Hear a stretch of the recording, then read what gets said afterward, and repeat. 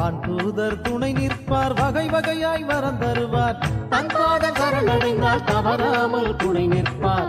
வான்படை தளபதி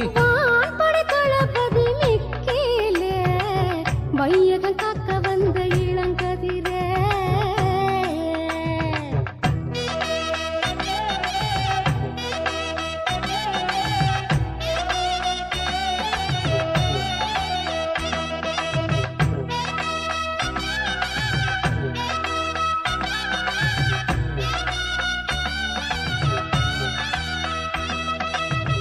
என்ன நம்பி என்ன நடக்கும் என்று சொல்லும் மக்கா, இங்கு வந்து சொல்லும் மக்கா, வாய்மொழி நீயும் கேளக்கா.